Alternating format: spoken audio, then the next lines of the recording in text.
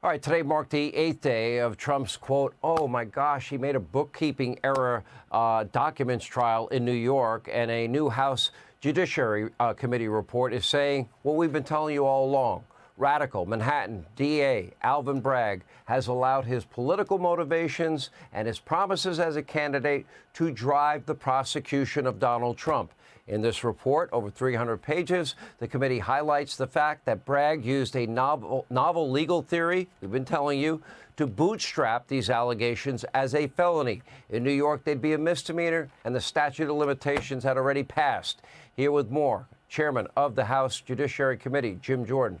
Mr. Chairman and Congressman, welcome back. An anatomy of a political prosecution, the Manhattan DA's office vendetta against President Donald J. Trump. Yeah. Well, usually in a report, when you get to 300 plus pages, you got a lot of information. Let's go through some of the fundamentals. Yeah. Sure. Well, first of all, Alvin Bragg bragged about it. Bragged about the idea that he had sued President Trump or went after President Trump hundreds of times when he's campaigning. But once he gets in office, he realizes there's no real case here. He realizes what the Department of Justice realized when they didn't bring the case, what the Federal Elections Commission realized when they didn't bring the case, and even what his predecessor realized, Cy Vance, at the Manhattan DA when he didn't bring the case. But he has a guy working for him who volunteered, Assistant DA Mark Pomerantz, who is pushing this case, saying we got to go after Trump. He came to work for Alvin Bragg simply to go after Trump.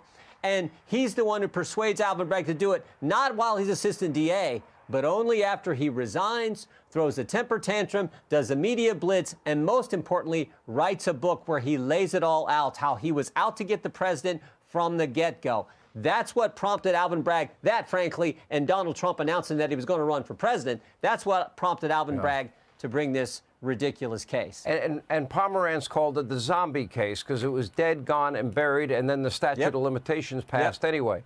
You talk about this as well.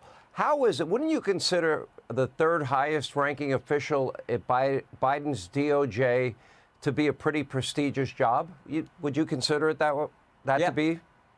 Okay. Sure then is. Why did this guy move from that job to give opening arguments and work on this case in a DA's office in the state of New York? Why would you give up that big job?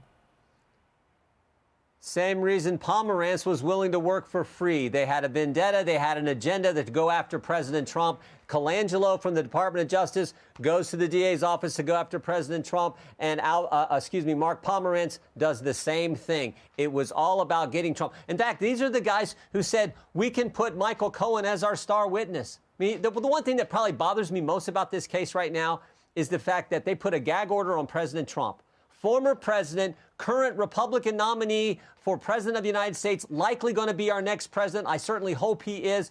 He's not allowed to talk, but Michael Cohen is. You know, a convicted perjurer, a guy who came in front of Congress and lied 6 times in one congressional hearing. He's allowed to say whatever he wants, but President Trump's got a gag order by this judge, this obviously partisan judge whose daughter worked for every Democrat you can think of. This is what is so unfair. It's all driven by politics. The whole plan here is to keep Biden in the basement because he can't talk about anything.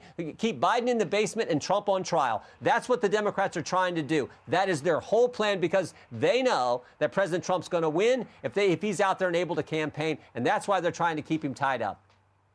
All right, so we have a Biden donor as the judge with family members, you know, an accused family financial conflict. The statute of limitations on what were misdemeanors passes. Even Joe's weaponized DOJ, even they had passed on the federal charges that they're trying to use in this case, which I don't think they even legally have a right to do. But yet they're throwing everything they've got up against the wall, and it really comes down to a bookkeeping error, which would be a misdemeanor. In other words, they filed what was a non-disclosure agreement and labeled it as a business expense. Okay, is that? And meanwhile, by the way, if you beat up cops in Times Square, you get released from jail and probably not charged by the same DA. And even if it was a bookkeeping error, it's a misdemeanor. It's a 2-year statute of limitations, for goodness sake. But no, they're going to use that and somehow say it dealt with campaign finance and election law. And the charge is really conspiracy to influence the 2016 election.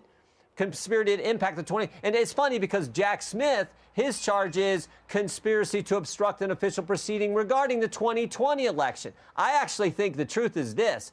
Alvin Bragg and Jack Smith are the ones who are in a conspiracy, and that conspiracy is to impact the 2024 presidential race. That's what's going on here. And again, I think the American people see it.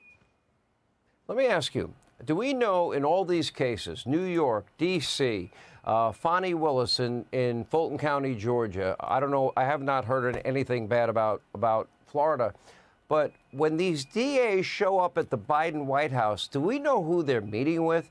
Do we know if there's collusion going on? I'd like to know who they're meeting with, who they're talking to.